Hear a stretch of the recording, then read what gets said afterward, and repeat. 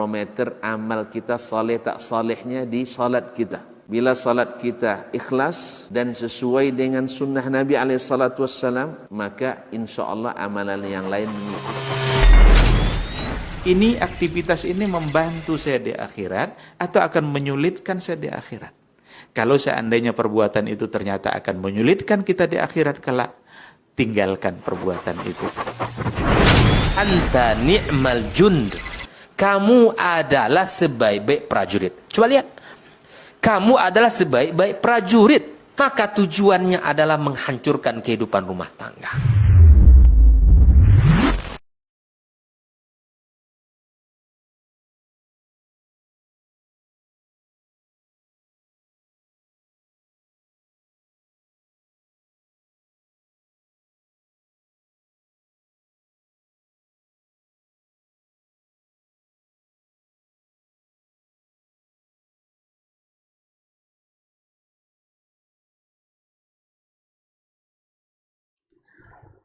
وأشهد أن محمدا عبده ورسوله الصادق الأمين صلى الله عليه وعلى آله الطيبين وأزواجه الطاهرات أمهات المؤمنين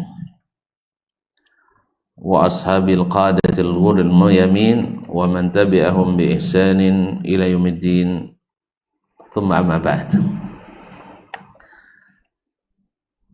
فأوصي نفسي وإياكم أيها المسلمون وأيتها المسلمات بتقوى الله عز وجل رب الأرض والسماوات فإنه قد فاز المتقون يا أيها الذين آمنوا اتقوا الله حق تقاته ولا تموتن إلا وأنتم مسلمون.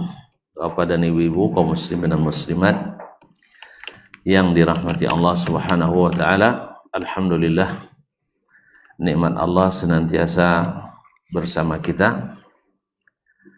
Diizinkannya kita berjumpa di rumah mengaji Azam ini untuk menambah ilmu, menguatkan iman.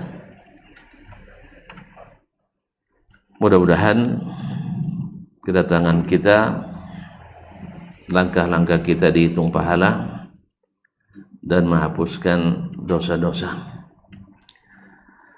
Semoga selawat dan salam kepada baginda Nabi alaihi salatu wassalam yang menjadi imam kita, yang menyatukan langkah dan kata kita. Siapa yang mengikutinya pasti selamat, dan yang membelakangi dan menyimpang dari jalannya mesti tersesat. Mudah-mudahan salawat dan salam berbuah syafaat pada hari kiamat. Amin ya rabbal alamin. Bapak dan ibu kaum muslimin dan muslimat dirahmati Allah, menyambung pelajaran kita tentang usulu alil hadisi bid da'wati ilallah, landasan-landasan dakwah ahli hadis, ahli sunnah dalam berdakwah. Kita sampai pada landasan yang ketiga, masih tentang al-ittisam bil kitabi wa sunnah wa nabzil bid'ah wal ahwa.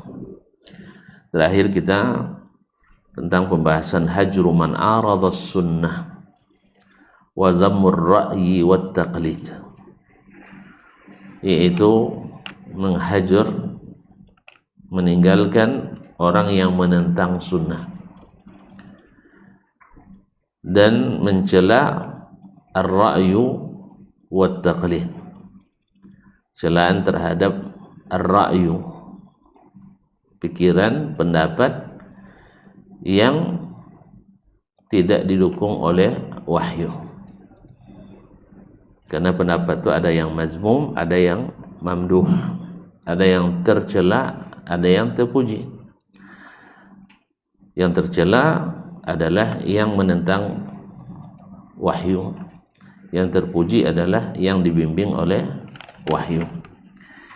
Dan sampai di sini pembahasan kita kemarin, bahwa apa yang dimaksud dengan ar-ra'yu yang tercela itu segala hukum yang ditetapkan oleh manusia dalam masalah syariat. dalam masalah syariat. Assalamualaikum. Dan yang ditetapkan oleh manusia itu ada kalanya sesuai dengan Al-Quran dan Sunnah, dan ada pula kalanya tidak sesuai dengan Al-Quran dan Sunnah. Bila sesuai, kita lihat sesuainya itu karena mengikuti Al-Quran dan Sunnah, maka ini terpuji dan ahlinya masuk ahlus sunnah. Tapi sesuainya karena kebetulan, hanya karena mengikuti pendapat, mengikuti logika, sedangkan metodenya metode ahlur ra'yi, mengikut logika, walaupun benar, belum cukup menjadikannya ahlus sunnah. Karena tidak semua pendapat, bahkan mohon maaf, orang kafir sendiri juga tidak semua pendapatnya salah. Tapi ketika benar sesuai dengan Islam pendapatnya, otomatis jadi orang Islam? Tidak. Demikian juga ahli bid'ah, tidak semua ijtihadnya salah. Ada yang sesuai dengan Al-Quran dan Sunnah, tapi karena dia manhajnya, metodenya adalah metodologi yang digunakan, metode ahli bid'ah, walaupun benar, tidak menjadikannya sebagai ahlul haq, tidak menjadikannya sebagai orang yang manhajnya sahih. Jadi kan sebagian orang awam atau yang berpendidikan tapi seperti orang awam masih mengatakan seperti itu, kan tidak salah semuanya. Iya, sekatakan orang-orang kafir sendiri tidak semua pendapatnya bercanggah dengan ajaran Islam. Sahih? Banyak pendapat mereka yang sesuai.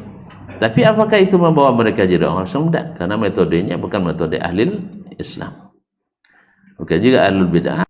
Kalau seandainya mereka dalam pendapatnya benar, tetapi tidak mengikuti metode ahlus sunnah, tidak menjadikannya sebagai ahlu as-sunnah, karena dia mengikuti akal saja.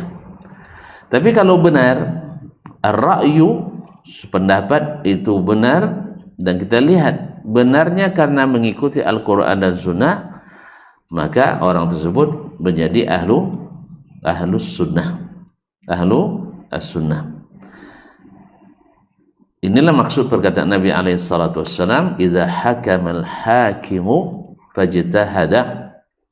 Bila seorang hakim berhukum, lalu dia berijtihad, thumma asaba, kemudian dia benar ijtihadnya, falahu ajrani, dia mendapatkan 2 pahala.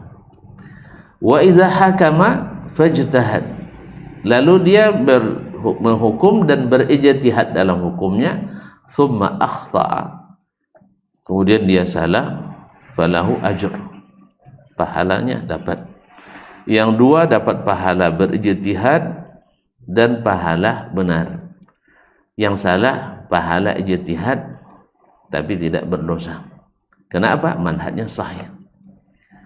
Makanya orang yang berada di jalan yang benar, di jalannya tepat, tapi kadang-kadang juga terjadi eksiden, sah, tapi secara hukum dia tidak disalahkan, tapi tetap terjadi kesalahan. Tapi ada orang di jalan yang tak benar, tapi selamat aja, tapi maka dia secara hukum kena, walaupun selamat. Jelas? Ada orang patuh berhenti di lampu merah, ditabrak truk tronton dari belakang, sah? Secara hukum dia tidak salah, tapi terjadi kecelakaan. Ada orang setiap hari motong lampu merah, aman terus, sah? Aman terus, cepat sampai. Tapi apakah lulus dari segi hukum? Tidak, dia salah. Jelas? Ini ilustrasinya, ini kenyataannya.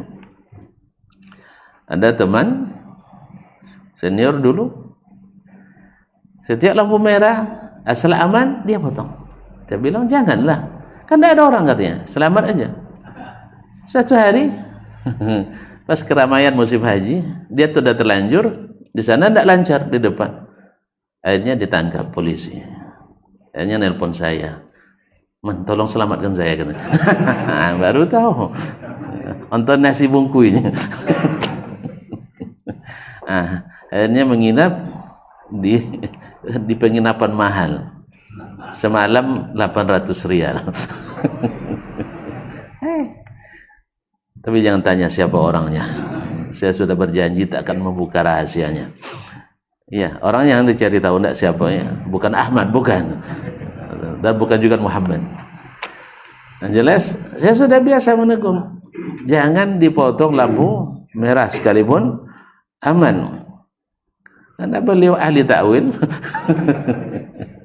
Kan aturannya dibuat untuk selamat. Sekarang kita selamat aja, langgar saja. Kan banyak orang berpikir seperti itu, asal selamat teruskan saja. Enggak, selamat itu tujuannya akhir, tapi sarana yang digunakan juga harus sarana yang benar. Sarana yang benar. Pelanggaran tetap pelanggaran. Jadi orang menggunakan pikirannya semata dalam beragama, walaupun benar pendapatnya, dia tetap salah. Makanya berkata seperti Ali bin Abi Thalib, bahkan dinisbatkan ke Nabi SAW, orang yang menafsirkan Al-Quran dengan logikanya, sekalipun benar tetap berdosa. Sekalipun benar tetap berdosa. Subhanallah, benar berdosa? Iya, karena dia melakukan metode yang salah. Sebaliknya, orang yang menafsirkan Al-Quran dengan ilmu, dengan Al-Quran dan Sunnah misalnya, atau dengan pengetahuannya terhadap bahasa Arab, ternyata salah tafsirannya, dia tetap berpahala. Oleh sebab itu, jangan coba-coba jadi ahli tafsir kalau tidak pandai bahasa Arab ya. Ini kadang-kadang banyak ahli tafsir tapi tidak hafiz Quran 30 juz. Kadang-kadang juz 30 sudah tidak hafal. Jadi pakar tafsir. Akhirnya tafsir bil-ra'yinya lebih banyak daripada tafsir bil Quran. Padahal Al-Quran menafsirkan sebagian dengan sebagian yang lain. Inilah makna perkataan Syekh. Kalau ra'yu itu benar, kita lihat orangnya, dia mencapai kebenaran itu dengan cara, artinya selamat, dengan cara melanggar, tetap berdosa. Tidak menjadikannya dia bermanfaat yang benar. Sampai pulang capek aja, ya melanggar lampu merah sodohnya. Terus ada semua pelambek, deh banti tahu ini. Jadi bisa diterima dia? Enggak. Walaupun dia selamat, Anda pelanggar. Jadi manhajnya kalau menggunakan akal semata, keinginan semata, hawa dan logika semata, retorika semata, sekalipun benar, tidak menjadikannya sebagai ahlus sunnah. Tetapi orang yang menggunakan selalu mencari dalil pada Al-Quran dan Sunnah, tidak menafsirkan dengan seenak akalnya, orang Jawa ada seenak udalnya, iya udalnya. Nah, maka dia walaupun salah, dia tidak berdosa. Walaupun salah, dia tetap ahlus sunnah. Wallahu a'lam. Kemudian bila pendapatnya itu, kata Syekh, amma idza kana wa matakana mukhalifan laha, apabila bercanggah pendapat itu dengan sunnah, ittiba'an li hawahu, karena mengikuti hawanya. Karena kalau begitu sunnah tidak mungkin salah kan? Sah? Karena antara suatu sunnah dengan sunnah yang lain tidak mungkin bertentangan, pasti bertentangan karena logika dan hawa. Wazdira'an lil hadithi wal athar, dan karena merendahkan hadis dan athar, artinya tidak mempedulikannya. Wa tarkan li tahsilihi, dan tidak mau mencarinya. Wa zuhdan fihi, dan membencinya. Wa imalan li ra'yihi, dan menggunakan akalnya. Wa taqdimi ala sunanil marwiyah, dan mendahulukan akal dari sunnah-sunnah yang diriwayatkan. Fahadha dhallun, orang ini adalah orang sesat. Maka jangan heran orang yang menggunakan logika lebih meninggikan orang yang mengikuti logika daripada mengikuti Al-Quran dan Sunnah. Makanya kalau heran dia kalau dipilih antara Syiah dengan Wahabi, pilih Syiah. Memang Syiah itu agama isinya pendapat dan hawa. Kalau Wahabi, ini siapa Wahabi itu? Siapa Wahabi itu? Tonton Wahabi? Iya. Ya Syekh, Wahabi itu katanya keras. Tapi datang orang jemaah haji ke tempatnya disambut dengan lemah lembut. Wahabi itu katanya mengapirkan orang yang tidak sepaham dengannya. Tapi orang datang dibebaskan masuk Makkah dan Madinah. Kalau kafir boleh masuk Makkah Madinah? Hah? Orang kafir boleh masuk Makkah Madinah? Taib. Sekarang masuk Makkah Madinah, siapa yang ngatur? Yang ngatur siapa? Wahabi kan? Antum ada yang pernah umrah? Tidak ada ya, miskin-miskin semua nampaknya. Pernah haji? Apalagi ya nunggu 35 tahun. Setiap masuk pemeriksaan paspor, pernah nggak ditanya, Anda Wahabi atau bukan? Tidak pernah kan? Tapi mereka tidak beda-bedakan antara Wahabi non Wahabi. Jadi kalau ada yang fitnah, percaya juga tuan-tuan. Kalau ada yang berdusta seperti itu, percaya juga. Pada orang dusta, percaya tuan-tuan? Tidak. Masya Allah. Saya alhamdulillah 15 tahun di sana, bolak-balik minimal sekali setahun. Tidak pernah ketika cap pisah Wahabi, non Wahabi, nggak ada. Kemudian ketika belajar di kampus, tidak pernah ada pelajaran kewahabian. Tidak ada pelajaran kewahabian. Katanya Wahabi anti mazhab. Sah?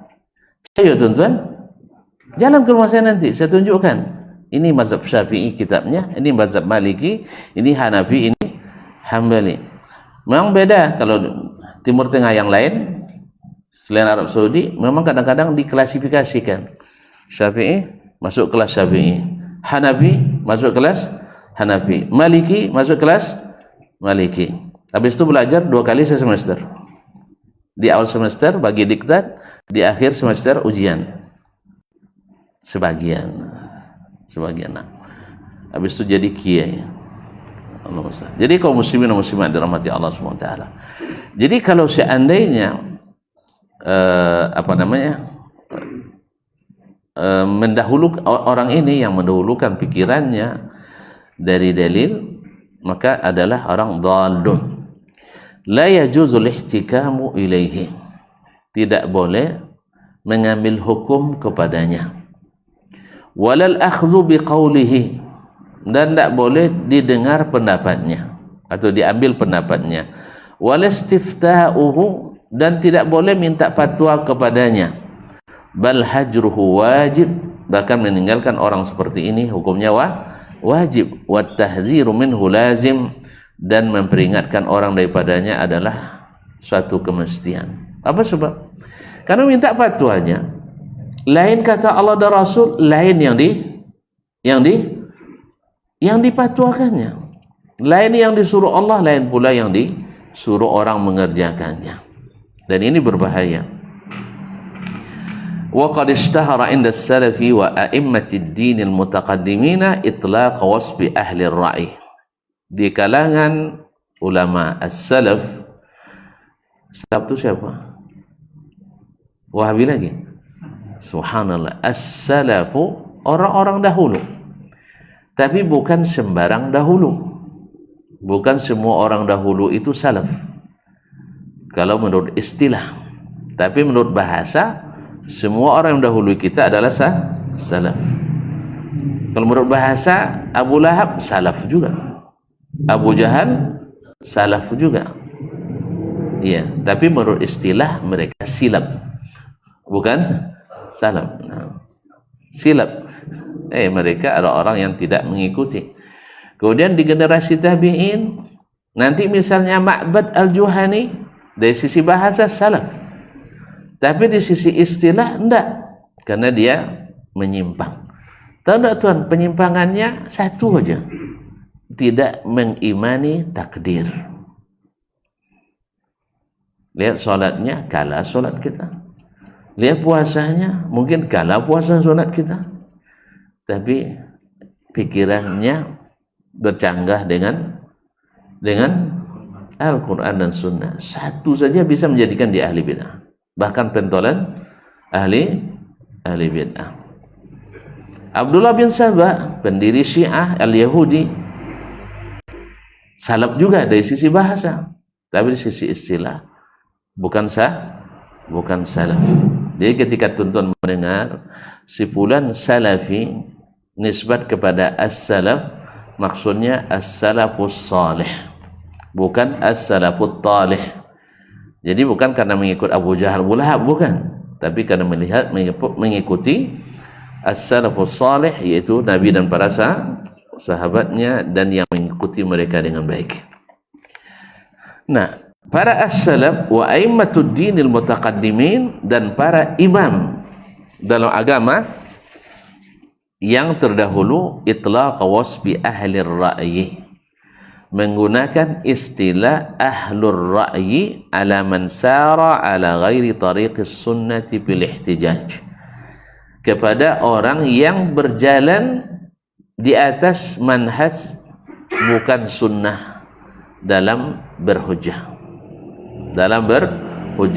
Ada sejak di zaman sahabat lagi masih hidup, ada orang yang membantah Imran bin Husain, sahabat Nabi alaihissalatu wassalam. Dia selalu mengatakan haddatsana sami'tu Rasulullah sallallahu alaihi wasallam. Orang itu bilang, sampai kapan hadasana nih Syekh, katanya. Tinggalkan hadasana, itu cukup dengan Al-Quran, karena Al-Quran itu sempurna. Fihi tafsilu kullu syai', di dalamnya terdapat perincian segala masalah. Al-Quran itu sudah cukup, tidak perlu pakai sunnah. Maka marahlah Imran bin Husain, kalau gitu untuk apa kami belajar sama Nabi alaihissalatu wassalam? Kalau seandainya Al-Quran sudah cukup, Nabi cukup bacakan Al-Quran pada kami, selesai. Tapi ternyata tidak. Nabi di samping membacakan Al-Quran juga menyampaikan hadis-hadisnya. Bahkan sebagian dari hadis Nabi dianulir oleh Allah Subhanahu wa ta'ala. Paham tuan-tuan?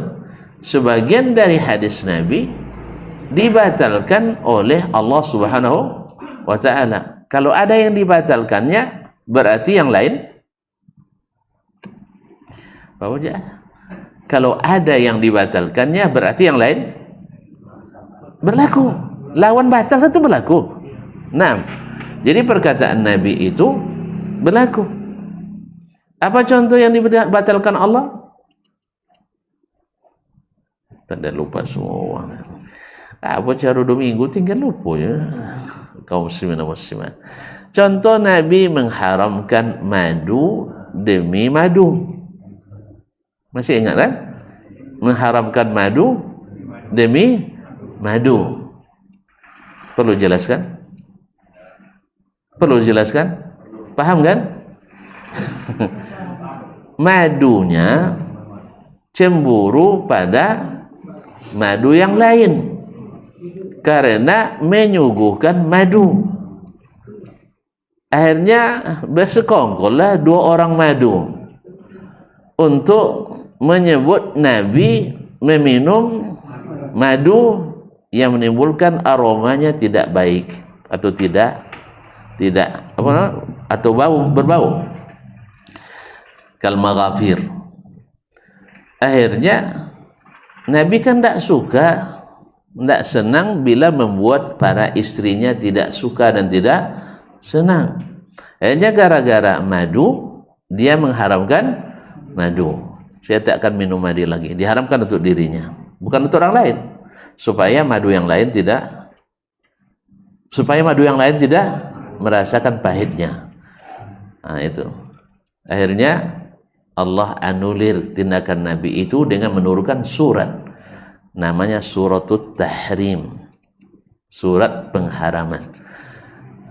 Ya ayyuhan nabi lima tuharrimu ma ahallallahu laka tabtaghi mardata azwajik. Wahai Nabi, kenapa kau haramkan sesuatu yang Allah halalkan untukmu gara-gara menyenangkan para istrimu? Jadi tindakan Nabi ternyata dianggap hukum oleh Allah Subhanahu wa ta'ala. Kalau Allah menjadikan tindakan Nabi sebagai bagian dari hukum, kenapa pula alur ra'i ini menolak? Makanya yang menolak hadis Nabi mesti orang sesat.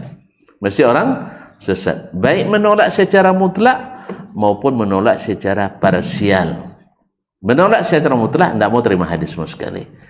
Ada? Ada. Dan ada yang menolak secara parsial.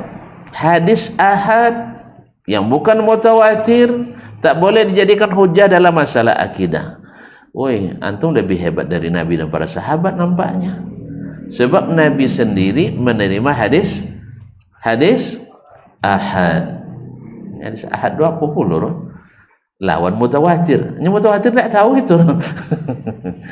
Mutawatir adalah yang diriwayatkan oleh orang ramai, tidak diragukan keabsahannya, seperti Al-Quranul Karim. Al-Quran setiap ayatnya diriwayatkan secara mutawatir, sehingga tidak ada lagi takhrij ayat Quran. Ada orang mentakhrij ayat sekarang? Ini takhrij itu apa loh? Menghukum keabsahan ayat. Ya, diteliti, ini ayat ini sahih, ini ayat ini dhaif, ini ayat ini palsu. Ada? Enggak. Kalau hadis ada. Makanya mereka syaratkan dalam akidah mesti hadisnya seperti hadis al-mutawatir, seperti riwayat Al-Quranul Karim. Ketika disuguhkan kepadanya hadis yang mutawatir, masih mengerengkang juga lagi. Atau mengerengkang, tidak jago mau terima. Ini maknanya bukan itu yang dimaksud. Anda tahu dari mana? Menurut pikiran saya, bukan dari Al-Quran, bukan dari hadis. Ada Qurannya, dipelintir maknanya. Sehingga ayat laisa kamitslihi syai'un, tidak ada satupun yang serupa dengan Allah. Ayat ini menjadi penolak sifat-sifat Allah. Padahal ayat ini adalah digunakan untuk menisbat sifat-sifat Allah. Dengan apa? Dengan ra'yu. Apa contoh ra'yu? Seperti yang sering kita dengar, Allah dalam hadis disebut turun ke langit pertama di sepertiga malam terakhir. Menurut logika tidak diterima, tapi menurut sunnah hadisnya sahih, tak ada keraguan padanya. Diriwayatkan oleh ashabul kutubus sittah, diriwayatkan oleh ashabul masanid, diriwayatkan oleh ashabul ma'ajim, bahkan al-amali wal masyikhat. Bahkan ya ada kitab khusus ditulis oleh ulama tentang nuzul Allah SWT. Tapi alur ra'i bersetinggi menolak Allah itu turun. Dengan alasan apa? Apa alasan menolaknya? Apa alasan menolaknya? Pakai wahyu? Berkunjung langsung ke atas? Ada yang pernah nunggu Allah di sepertiga malam terakhir di langit pertama? Lama saya tunggu, dah ada turun-turun katanya. Ada? Ada yang punya SPPD ke langit pertama? Ada enggak? Enggak ada. Enggak ada. Semuanya hanya pikiran. Enggak bisa dibukti fisikkan. Jelas? Ya, kalau tuan-tuan, penelitian yang benar itu adalah harus punya bukti fisik.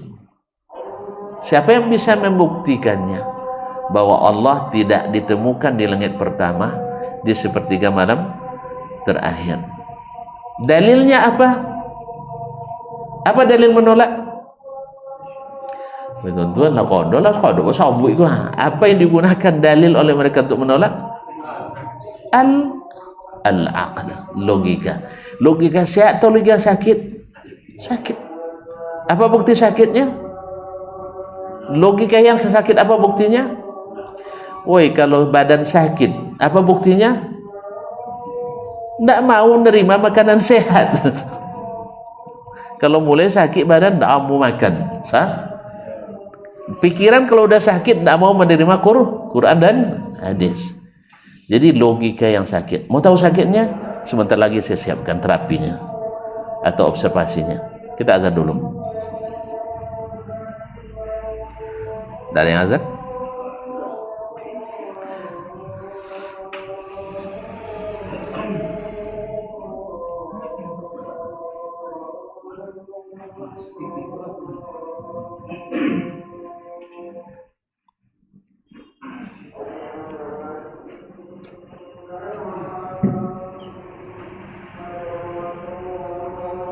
Allahu Akbar, Allahu Akbar.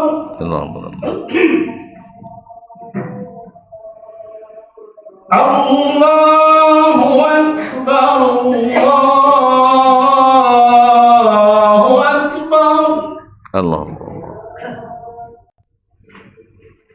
Asyhadu an la ilaha illallah. Asyhadu an la ilaha illallah. Asyhadu an la ilaha illallah.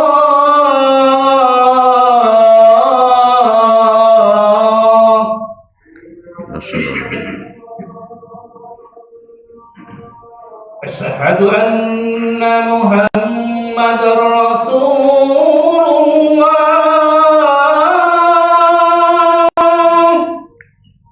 Asyhadu anna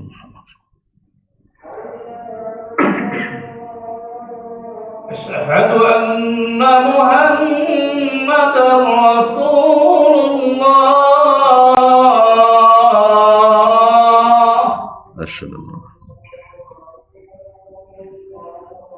Hayya 'alas salah. la hawla Hayya 'alas salah.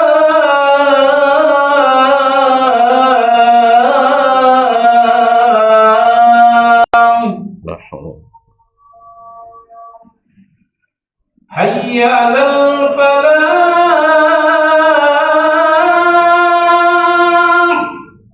la hawla wala quwwata. Hayya 'alal falah.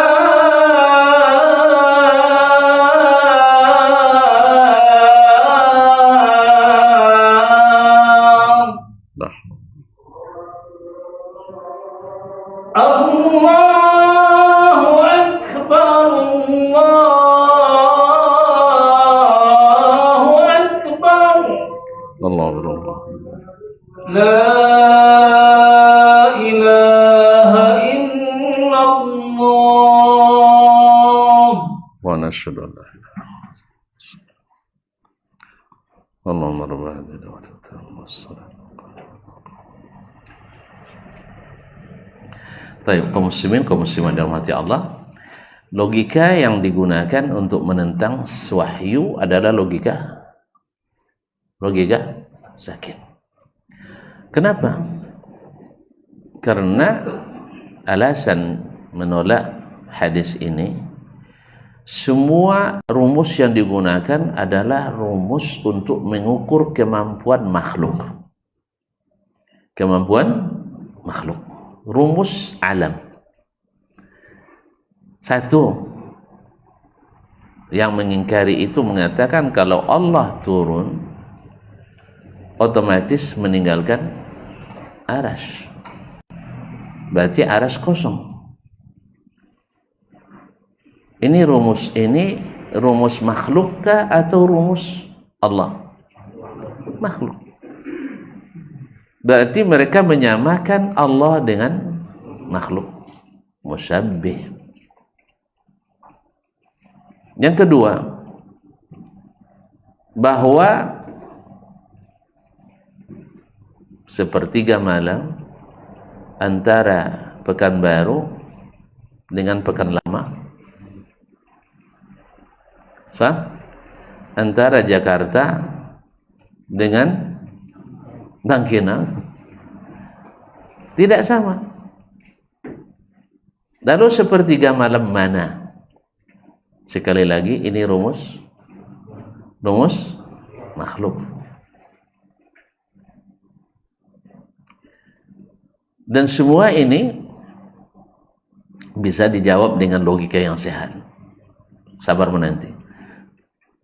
Kemudian ada ulama yang mengatakan kalau seandainya Allah itu turun ke langit pertama, berarti beliau masuk ke dalam alam lewat langit ke-7, terus lewat lagi langit ke-6, masuk lagi ke langit ke-5, langit ke-4, langit ke-3, 2. Akhirnya bertengger di langit pertama. Rumus, sekali lagi rumus makhluk. Karena makhluk bila nak turun dari lantai 7 ke lantai 1 mesti melewati 6, 5, 4, 3, 2. Rumus makhluk lagi. Rumus makhluk lagi. Oleh sebab itu hasilnya adalah Allah jadi makhluk, atau Allah diserupakan dengan makhluk. Makanya rumusnya salah, natijahnya keliru. Rumusnya ragu, hasilnya bimbang. Baik, kita jawab satu-satu. Kalau dikatakan sepertiga malam tidak sama, itu kurang makhluk. Sekarang pertanyaannya, antum nanti hari kiamat terjadi pada hari Jumat. Terjadi pada hari Jumat sekaligus atau bertahap? Yang nak buktikan tahan napas sampai hari kiamat. Iya, hiduplah sampai hari kiamat. Tapi berita semuanya tentang kiamat, la ta'tikum illa baghtah. Kiamat itu datangnya tiba-tiba. Berarti kalau tiba-tiba datangnya sekaligus. Masih berlaku enggak rumus Jumat Jepang dan jangan jemput Los Angeles berbeda? Weh, masih berlaku? Enggak. Taib. Urusan makhluk saja sudah tidak berlaku lagi perbedaan ruang dan waktu itu.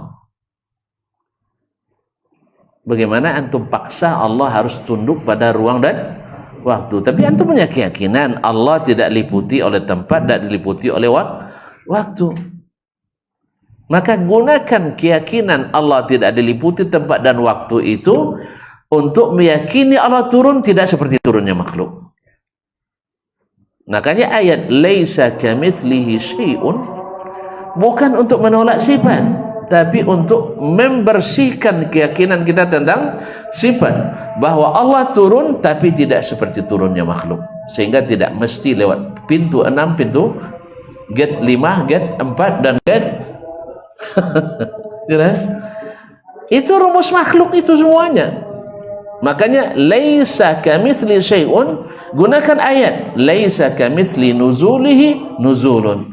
Tidak ada turun yang seperti turunnya Allah SWT. Ini logika yang sehat. Kalau antum katakan nanti aras kosong terus, sekali lagi ini juga rumus makhluk. Bisa dijawab dengan tindakan makhluk yang tidak mesti meninggalkan tempatnya. Siapa yang sudah punya istri? Tidak ada yang ngaku ya. Menunjuk kau contoh yang bahaya aja tidak ada yang ngaku. Ada tidak tuan-tuan pernah bermimpi dalam satu malam sama istri, mimpinya berbeda? Tidak pernah ya. Ini tidak setia nampak. Mimpi pun tak bisa sama. Beda mimpi. Misalnya sang istri mimpinya pergi haji karena sudah lama rindu naik haji. Daftar aja belum. Tidak cukup dana untuk daftar aja belum. Dapat daftar nunggu pula 35 tahun. Sang suami karena sudah lama merindukan madu, akhirnya pergi ke tempat orang banyak madu. Satu ke barat, satu ke timur. Ini benar terjadi atau tidak? Tidak ya. Antum sampai berkeringat dibuatnya. Kadang ada yang sampai yang mandi harus mandi sebelum sholat subuh. Tidak paham, masih di bawah umur. Berarti kalau mesti mandi menjelang sholat subuh, kalau tidak sah sholatnya, berarti jadi madu. Woi, kenyataan terjadi apa enggak? Terjadi. Ada buktinya. Yang tadi pergi haji pas sedang sa'i bangun berkeringat badannya. Sahih?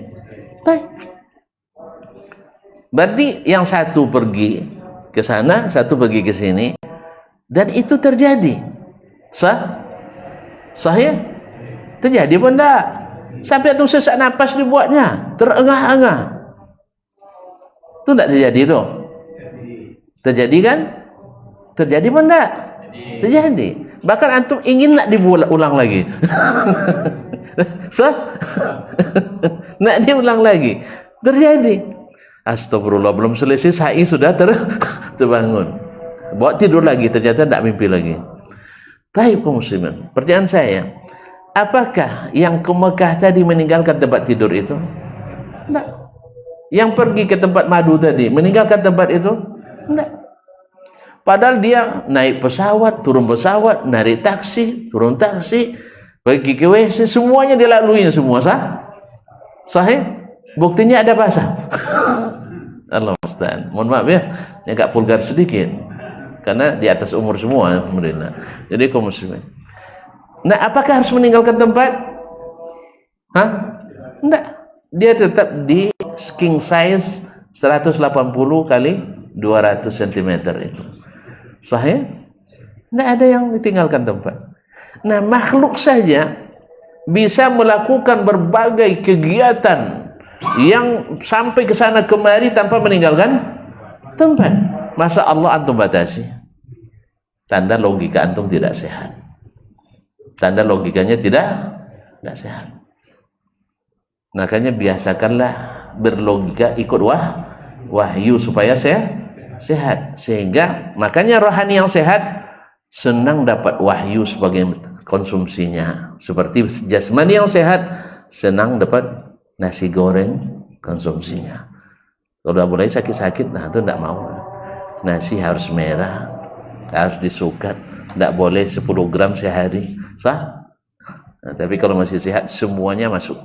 Jadi kalau ada ayat Al-Quran dan hadis tidak masuk dalam logikanya, pahamilah bahwa logika orang ini sakit.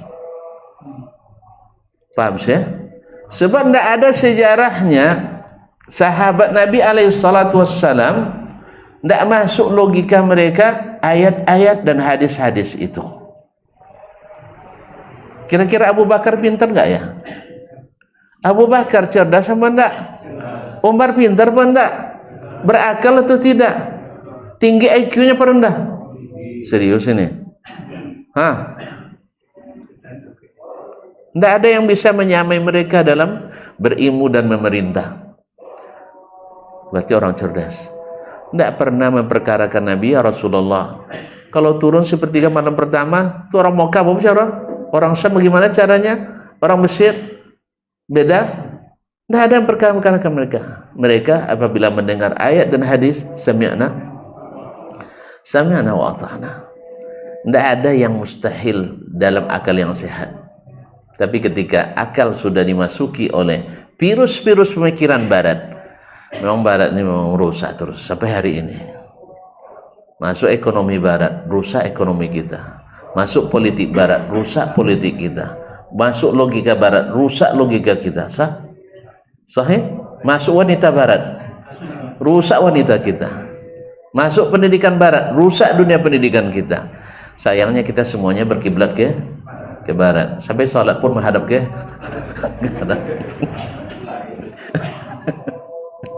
Allah Ustaz. Ini kaum muslimin musliman, cobalah sekarang tuh jangan lagi menghadap ke barat, menghadap ke atas. Jadi logikanya mengikut yang di atas.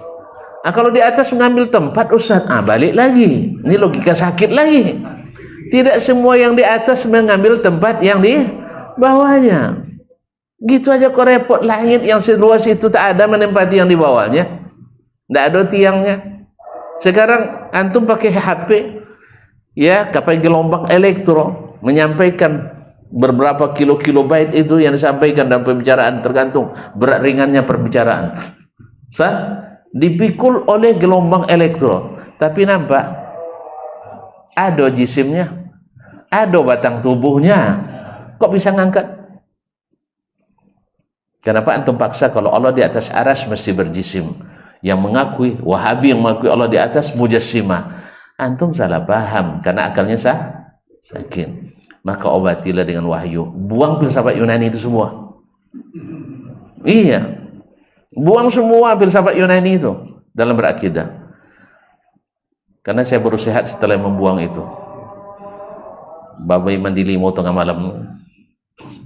Nah, ini kaum muslimin dan muslimat. Selama antum masih pakai teori berpikir Yunani, maka dikhawatirkan antum berkeyakinan seperti orang Yunani. Tapi berpikirlah seperti Nabi alaihissalatu wassalam. Wa ma yantiqu anil hawa in huwa illa wahyun yuha. Makanya inilah ahlur ra'yi yang ditahzir oleh para pendahulu kita. Para pendahulu kita. Kenapa? Mereka ihtijajnya, berhujjahnya bukan dengan sunnah, tapi dengan logika. Sehingga Al-Quran dan hadis susah diterimanya. Susah diterimanya. Lain yang dikatakan Nabi, lain pula yang disebut dimaknainya. Nabi bilang Allah turun. Mereka artikan rahmat Allah turun.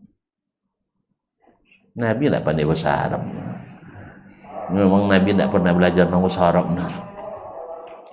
Jadi karena mereka belajar bahasa Arab, dianggap Nabi tidak pandai bahasa Arab. Ya. Kemudian para perawi hadis tidak paham memaknainya.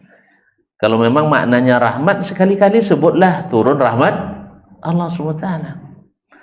Yang kedua, apa istimewanya hadis itu? Kalau turun rahmatnya hanya tersampang di atas langit, tidak sampai ke bumi. Sanggup tonton jemput rahmatnya ke langit pertama? Tuh. Berarti tidak ada istimewa sepertiga malam terakhir itu. Karena sekarang turun rahmat sampai ke bumi. Turun tidak rahmat Allah sekarang? Turun sampai ke bumi. Apa sih waktu utama turunnya sampai langit aja? Hanya hadis tidak punya makna. Gara-gara akal sakit. Tentu tidak menggunakan akal itu masalahnya. Nah, kalau buat sakit akal jangan digunakan. Kalau bikin sakit akal itu tidak usah digunakan. Masa Abu Bakar tidak menggunakan akal, Umar tidak menggunakan akal. Tapi akal yang digunakan dengan cara yang sehat. Wa nabzul athar wal akhbar. Mereka membelakangi athar dan hadis-hadis. Wa hakkama hawahu fi masailil usuli awil furu'. Sehingga yang menjadi otoritas tertinggi dalam masalah usul dan masalah furu' adalah hawa. Sesuai dengan pikiran diterima, tak sesuai ditolak. Makanya kaum muslimin dan muslimat dirahmati Allah SWT, orang selalu menilai sesuatu dengan pikirannya. Kalau nilai dengan pikiran, Ya banyak yang tidak sesuai dengan pikirnya, tahu tak? Dan itu cara berpikirnya Abu Jahal dan kawan-kawan. Cara berpikir Abu Jahal dan kawan-kawan tidak masuk akal, tidak diterima. Masuk akal, diterima. Sesuai dengan keinginan, diterima. Tak sesuai dengan keinginan, ditolak. Tidak. Sahabat tidak itu manhajnya. Mereka berbaiat dengan Nabi, taat dalam keadaan suka, fil mansat wa fil makrah. Baik suka maupun tidak suka.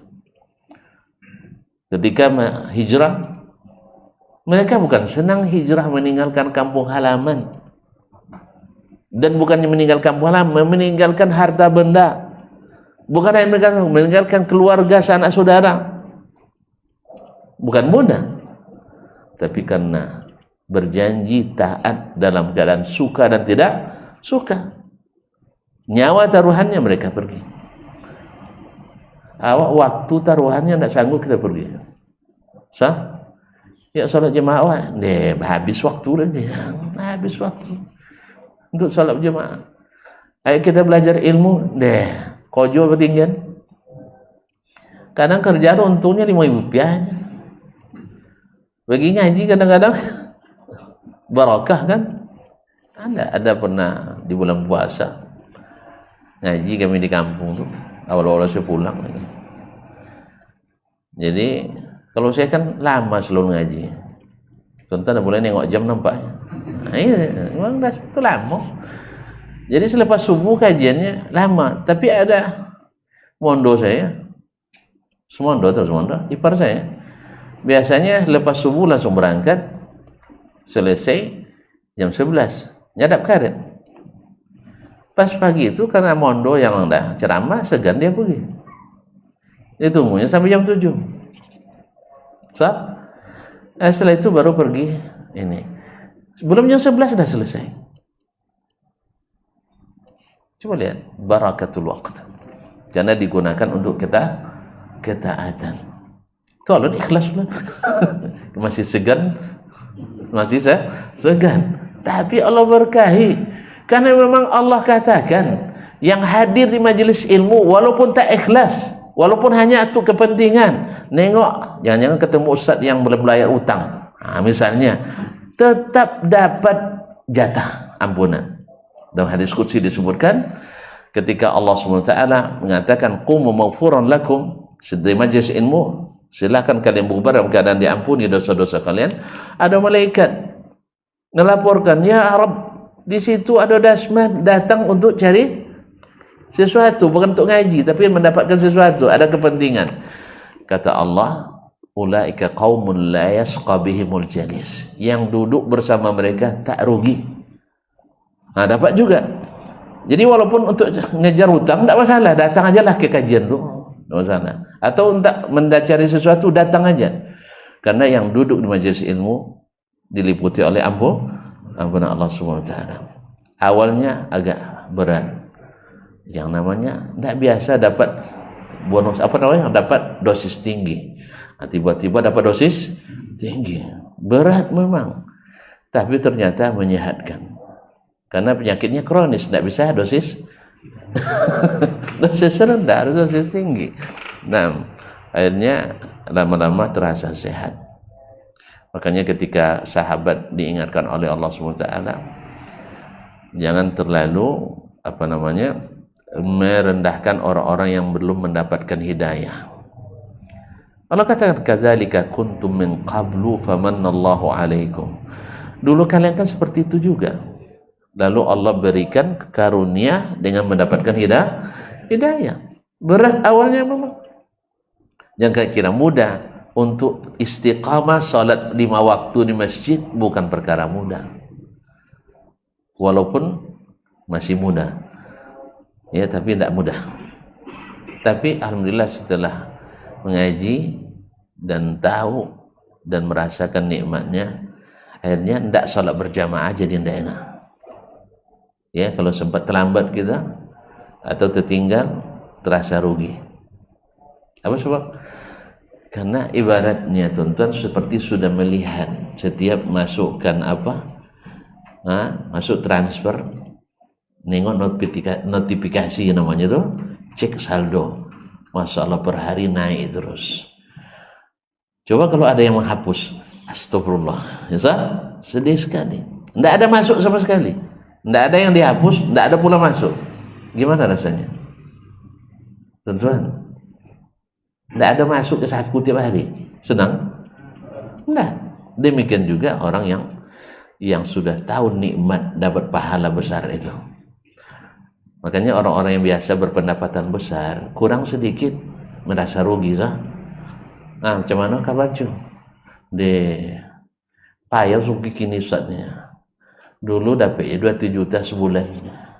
Kini tinggi 175 olehnya. Turun harga sawit nih. Kurang. Awak dapat 175.000 seminggu udah banyak kan? Tapi bagi dia apa? Sebab biasa berpendapatan besar. Demikian juga orang-orang yang biasa dapat pahala besar, dapat pahala sedikit, sangat bersedih dia. Makanya ada seorang ulama tertidur sholat asar, bukan tak sholat asar, tak sempat berjamaah, nangis kayak anak-anak dia, kayak ada kematian. Ya, masih terdapat musibah kematian. Apa sebab? Rugi.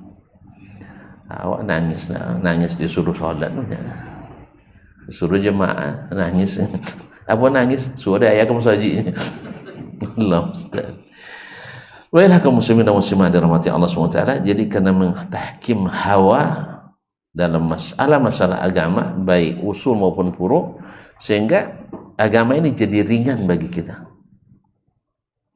Meringan-ringankan yang ringan, ada yang berat pun juga diringan-ringankan. Salah seorang dokter dari dosen juga membentangkan, mempresentasikan makalahnya tentang pendidikan Islam di Malaysia. Ini dia cerita langsung. Dia lihat ada peserta dari Afrika, kalau tidak salah, entah dari Kamerun atau bukannya Afrika, salah satu negara Afrika. Serius sekali nengok. Ketika selesai masuk sesi tanya jawab, mudakhalat, dia nunjuk tangan bertanya. Saya berharap, katanya, tanggapannya bagus gitu, karena dia di awal serius sekali, kayaknya tertarik dengan apa yang saya bentangkan.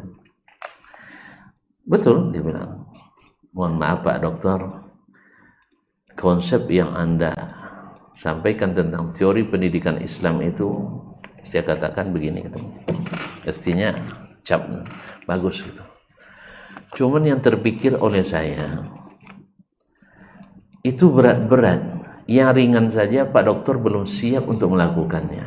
Apa itu? Jenggot Pak Dokter masih dicukur, katanya. Jadi berteori sampai ke langit, tapi yang ringan saja kan cuma tinggal membiarkan tumbuh.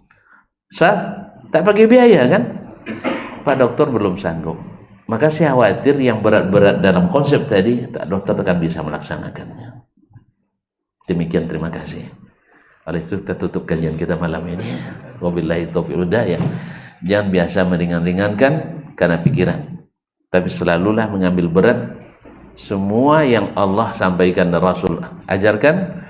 Insya Allah menjadi orang-orang yang dalam keberuntungan. Wallahu ta'ala alam.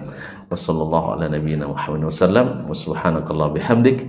Asyhadu an la ilaha illa anta astaghfiruka wa atubu ilaik. Wassalamualaikum warahmatullahi wabarakatuh. Di para sahabat itu, kaum muslimin, yang terbayang bagi mereka itu adalah infak. Yang terbayang bagi mereka adalah sebuah kebahagiaan, keselamatan di akhirat yang kekal dan abadi di sisi Allah tabaraka wa taala. Semua kita boleh klaim sekarang. Kamu cinta Nabi? Cinta Ustaz. Cinta Nabi? Cinta Ustaz. Termasuk saya. Cinta Nabi? Cinta. Kapan tahunya? Besok di akhirat. Maka apa kata Nabi sallallahu alaihi wasallam? Amalur rajuli biyadih. Penghasilan yang terbaik adalah pekerjaan yang dilakukan oleh seseorang dengan tangannya sendiri. Wa kullu bai'in mabrur. Dan setiap jual beli yang mabrur. Aktivitas ini membantu saya di akhirat atau akan menyulitkan saya di akhirat? Kalau seandainya perbuatan itu ternyata akan menyulitkan kita di akhirat kelak, tinggalkan perbuatan itu.